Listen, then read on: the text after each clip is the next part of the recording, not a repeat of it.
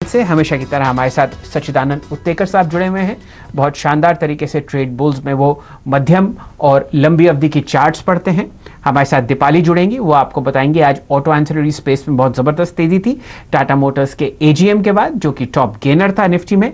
साथ ही साथ हमारे साथ यतिन जी जुड़ेंगे, जो आपको ब्रोकरेज रडार में बताएंगे कौन से ऐसे 3 या 4 स्टॉक्स हैं जहां पर आपने शानदार तेजी देखी है। अगर आप कल उनके साथ जुड़े हुए थे तो उन्होंने चर्चा करी थी डीसीबी बैंक की, जो आज बहुत ही शानदार तरीके से लगभग 5% ऊपर बंद हुआ। सबसे पहले सचिन जी से जुड़ते हैं। सचिन जी, आपने बाजार के आंकड़े देखे, कल आप हमारे साथ जुड़े हुए थे, आपकी एक कॉल पर बहुत जबरदस्त पीठ थपथपानी चाहिए। आज बजाज फाइनेंस लगभग 5% ऊपर बंद हुआ और ये टॉप ट्रेडेड काउंटर था एनएससी का। यहां पर आपने लगभग 3500 करोड़ का ट्रांजैक्शन आते हुए देखा और ये आपने कल हमारे दर्शकों को सुझाया था। बताइए आज आपके जहन में क्या है निफ्टी और बैंक निफ्टी पर? गुड इवनिंग शैल जी, मुझे लग रहा है यहाँ पर जो हमने कल भी बात की थी कि निफ्टी थोड़ा सा मुझे लग रहा है रेंज बाउंड रह सकता है, but focus clearly and completely bank Nifty पे ही होगा। तो आगे जाके मुझे लग रहा है कि निफ्टी में कल के लिए भी सेम ही रेंज होगी, 11,550 से 11,450, ये पर्टिकुलर दायरे में एक साइडवेज कंसोलिडेशन हो सकता है। बट ओवरऑल दोनों इंडाइसेस में ट्रेंड बुलिश ही है। बट जिस तरीके से डेटा यहाँ पर प्रेजेंट हो रहा है, मुझे अभी भी लग रहा है 23,700 तक बैंक निफ्टी की अप मूव एक्सटेंड होनी चाहिए। 23,300 का कल मैंने एक लक्ष्य दिया था आज के सत्र के लिए, जो आज हासिल हो चुका है। तो मुझे लग रहा है कि कल अगर वापस अगर एक अपॉर्चुनिटी मिलती है तो वहाँ पर भी बैंक निफ्टी में पोजीशंस बनानी चाहिए on the long side. Stop loss यहाँ से लगाना चाहिए अराउंड 22,640 के आसपास का। डिक्लाइंस अगर आते हैं तो अराउंड 22,740 750 के आसपास अक्यूमुलेट करनी चाहिए बैंक निफ्टी एंड होल्ड करनी चाहिए अगले 1 से 2 दिनों के लिए। मुझे लग रहा है यहाँ पर एक आउट परफॉर्मेंस जो बरकरार है वो कंटिन्यू रहनी चाहिए। 23,700 के लक्ष्य के लिए यहाँ पर निफ्टी बैंक पे दाव लगाना चाहिए। चलिए, तो एक साइडवेज ट्रेंड आपको निफ्टी में दिख रहा है और मोमेंटम चेस करना चाह रहे हैं सचिन जी बैंक निफ्टी में। उत्तेकर साहब, ये बिल्कुल सही समय है। आप बताइए आपके कौन से 2 ट्रेडिंग पिक्स हैं, फिर दीपाली जी को जोड़ते हैं। आज जो सेक्टोरल परफॉर्मेंस आपने ऑटो एंसिलरी में देखी वो काबिले तारीफ थी। पहले आपके 2 पिक्स। शैल जी, यहाँ पर PSU banks, mid cap banks, इनमें एक अच्छा मोमेंटम नजर आ रहा है। जिस तरीके से एक लगाड काउंटर है कर्नाटका बैंक, एक काफ़ी बड़ी गिरावट के बाद एक्यूमुलेशन फेजेस से निकल रहा है। जिस तरीके से इसके शॉर्ट टर्म एवरेजेस कन्वर्ज हो रहे हैं, जिस तरीके से इसका राउंडिंग बॉटम फॉर्मेशन से ब्रेकआउट हो रहा है, मुझे लग रहा है ये पर्टिकुलर स्टॉक में एक अच्छा मोमेंटम बन सकता है। सो जिस तरीके से यहाँ पर ट्रेड सेटअप प्रेजेंटेड है, मुझे लग रहा है अराउंड 49, 48, 50 के आसपास आपको ये लॉन्ग पोजीशन यहाँ पर डिप्लॉय करनी चाहिए। स्टॉप लॉस लगाना चाहिए अराउंड 44 तक का एंड 1 से 2 दिनों में ही मुझे लग रहा है एक बड़ी मूवमेंट आ सकती है। अराउंड 56 से 58 के लक्ष्य आने चाहिए इस पर्टिकुलर स्टॉक में। जो दूसरा काउंटर है वो एक काफ़ी ट्रेंडिंग काउंटर है। इनफैक्ट बायोकॉन की मैं बात कर रहा हूँ। जिस तरीके से यहाँ पर एक अच्छा करेक्शन शेपअप हुआ है, एक अंतिम छोर में है अपने करेक्शन से, एंड जिस तरीके से इंट्राडे चार्ट पे एक डिक्लाइनिंग वेज है, वो वेज काफ़ी मैच्योर है। जिस तरीके से यहाँ पर आरएसआई डाइवर्जेंस प्रेजेंट हो रहा है इंट्राडे चार्ट पर, तो यहाँ पर खरीदारी करनी चाहिए ऑन अ डिक्लाइन। मुझे लग रहा है ये स्टॉक एक्यूमुलेट करना चाहिए। ये पोजीशन आपको 1 से 2 हफ्ते के लिए बनानी है। 405 का लक्ष्य होगा, 378 का होगा स्टॉप लॉस। जी सचिन जी, आपने बहुत ही 2 उत्तम पिक्स के बारे में चर्चा करी है। पहले बायोकॉन के चार्ट पर नजर डाल लेते हैं। डायरेक्टर साहब, अगर आप लंबी अवधि का चार्ट दिखाएंगे तो ये स्टॉक लगभग 445 रुपए से करेक्ट कर अब 388 के आसपास ट्रेड कर रहा है। ये इंट्राडे चार्ट है। और अगर आप लंबी अवधि का चार्ट दिखाएंगे तो सचिन जी कोशिश कर रहे हैं कि आपको ये स्टॉक जुलाई के लोस पर पोजिशनली दिलवाएं। ये देखिए, आपने हाईएस्ट लेवल देखा लगभग 445 का, और अब ये स्टॉक अब आपको 388 के आसपास चलता हुआ दिख रहा है। आज की वॉल्यूम थी लगभग 32 लाख शेयर। साथ ही साथ कर्नाटक बैंक का सचिन जी बहुत ही शानदार आपने पिक बताई है। पोजिशनल कॉल है और यहां पर आप पिछले 3 दिन से एक वॉल्यूम ब्रेकआउट तो आते ही देख रहे हैं। प्राइस भी अब आपके साथ चलने की कोशिश कर रहा है। डायरेक्टर साहब, लंबी अवधि का चार्ट दिखाइए। ये आज का है, लगभग आपने यहाँ पर 1.25% की तेजी देखी है, लेकिन कहानी आपको अगली चार्ट में बहुत ही अच्छी तरीके से दिखेगी क्यों ये अप ट्रेंड आपको आता हुआ दिख रहा है। तो लगातार 3 दिन की तेजी और अब स्टॉक आपको ऊपर की तरफ बढ़ता हुआ दिखेगा अगर आप सचिन जी की बात माने। आज बहुत ही ऐसे बैंक्स थे जो छोटे और मंझले प्राइवेट बैंक्स हैं, जहां पर आपने जबरदस्त तेजी देखी। डीसीबी बैंक पर भी एक नजर डाल लीजिए डायरेक्टर साहब, यहां पर भी आपको बहुत अच्छी चार्ट की पोजीशनिंग आती हुई दिखेगी। ये स्टॉक अब आपको एक ब्रेकआउट होता हुआ दिखा रहा है, 93.10 का हाईएस्ट लेवल और 92.85 आपने स्टॉक को बंद होते हुए आज देखा। साथ ही साथ सीएसबी बैंक और सिटी यूनियन बैंक पर भी आप चार्ट्स दिखवा दीजिए, तो ये हमारे दर्शक समझेंगे कि रैली हर सेक्टर में, हर स्टॉक के हर सेक्टर में आपको आती हुई दिख रही है इस स्पेस में।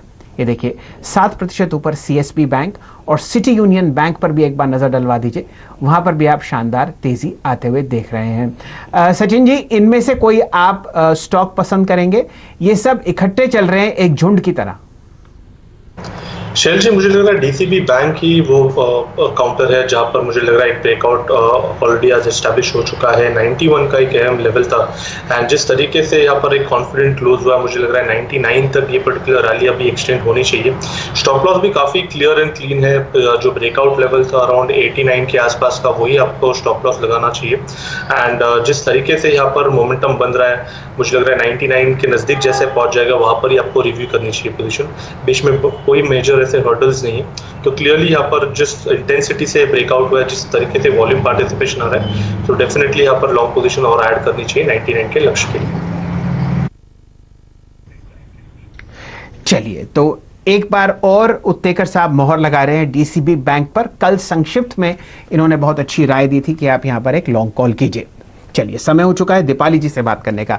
दीपाली जी, तो उत्तेकर साहब, आपने सुना किस तरीके से आप आगे आने वाले 2 महीने में शानदार रिकवरी देख सकते हैं फेस्टिवल सेल्स की वजह से। वॉल्यूम्स में जैसे कि हीरो मोटर्स हो गया, मारुति हो गया, पैसेंजर व्हीकल्स हो गए टाटा मोटर्स के।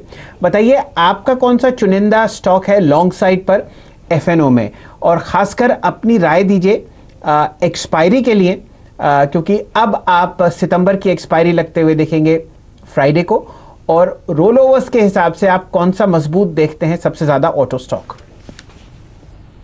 शैल जी, पर ओवरऑल अगर ऑटो पैक को देखें तो काफ़ी डिस्टॉर्शन है। इनफैक्ट कोई स्टॉक्स ऐसे हैं जहां पर ट्रेंड्स काफ़ी अच्छी तरह इवॉल्व है एंड कंटिन्यूएशन नज़र आ रहा है। जिस तरीके से हीरो मोटोकॉर्प का स्ट्रक्चर है, बजाज ऑटो थोड़ा सा लगाड़ है, but Escorts and Tata Motors, इन दोनों को कंपेयर करें तो मुझे लग रहा है एस्कॉर्ट्स काफ़ी ठंडा पड़ चुका है। और जिस तरीके से यहाँ पर मोमेंटम नज़र आ रहा है, मुझे लग रहा है टाटा मोटर्स एक काउंटर हो सकता है जहाँ पर एक उम्मीद लगाई जा सकती है कि जिस तरीके से पिछले 6-7 दिनों का जो कंट्रैक्शन था, उस कंट्रैक्शन से वापस एक्सपेंशन मोड में आ चुका है काउंटर। वॉल्यूम पार्टिसिपेशन भी काफ़ी इंटरेस्टिंग है एंड आई थिंक कुछ न्यूज़ फ्लोज भी इसमें फिलहाल नज़र आ रहे हैं। तो जिस तरीके से सेटअप से मुझे लग रहा है टाटा मोटर्स पे ही ध्यान देना चाहिए।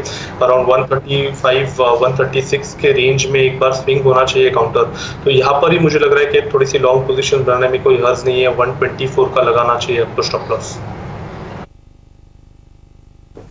जी, उत्तेकर साहब, ये भी आपने बहुत सही तरीके से स्टॉक पकड़ा है। टाटा मोटर्स में आप देखेंगे कि लगभग 5 या 6 दिन की गिरावट के बाद आपको ये स्टॉक आज पहले दिन एक बहुत अच्छा मूवमेंट दिखाया और आज इसने अपनी 200 डीएमए भी तोड़ी।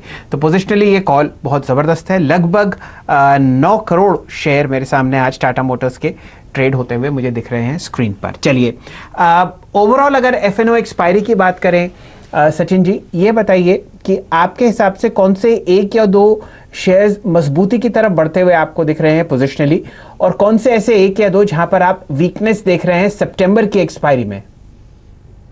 देखिए, मुझे लग रहा है मेटल्स थोड़ा सा क्रिटिकल होगा। इनफैक्ट जिस तरीके से यहाँ पर ओवरऑल ट्रेंड रही है, काफ़ी मजबूती में रहा है ये overall pack. But Tata steel and Jindal steel, ये दोनों काउंटर्स को देखें तो मुझे लग रहा है कहीं जाकर थकावट और गिरावट के ही संकेत आ रहे हैं। तो मुझे लग रहा है जिंदाल स्टील एक काफ़ी इंटरेस्टिंग काउंटर होगा। जिस तरीके से यहाँ पर एक फॉर्मेशन हुआ है, एक डार्क क्लाउड कवर फॉर्मेशन हुआ था पिछले कुछ दिनों में, एंड ये पर्टिकुलर फॉर्मेशन अपने long term resistance declining trend line के आसपास ही बना है, तो काफ़ी इंपॉर्टेंस देना चाहिए इसे। तो मेरी एक्सपेक्टेशन है कि मेटल्स में, जिंदल स्टील में काफ़ी वीकनेस आ सकती है, करेक्टिव फेज आ सकता है। सो 200-205 के लक्ष्य के लिए यहाँ पर शॉर्ट पोजीशन बनाने में कोई हर्ज नहीं है। अगर पुल बैक मिल जाता है तो आइडियल लेवल होगा अराउंड 224-227, इस पर्टिकुलर जोन में ये पोजीशन क्रिएट करने का। स्टॉप लॉस काफ़ी क्लियर है, अराउंड 235 के आसपास आपको लगाना है। ऑन द कॉन्ट्ररी, जिस तरीके से अभी फिलहाल बैंकिंग ये पर्टिकुलर सेक्टर चल रहा है, मुझे लग रहा है इंडसइंड बैंक अभी भी एक अच्छा प्रपोजिशन है जहां पर अपसाइड काफ़ी हद तक ओपन है। सो पिछले 3 दिनों में ऑलरेडी एक अच्छी उछाल देखा है काउंटर में, पर जिस तरीके से सेटअप से मुझे लग रहा है अराउंड 570 तक ये पर्टिकुलर मूव एक्सटेंड होनी चाहिए। तो IndusInd bank from the banking phase मुझे लग रहा है वहाँ पर एक लॉन्ग पोजीशन जरूर बना के रखनी चाहिए। स्टॉप लॉस काफ़ी क्लियर है यहाँ पर भी अराउंड 522 के आसपास का।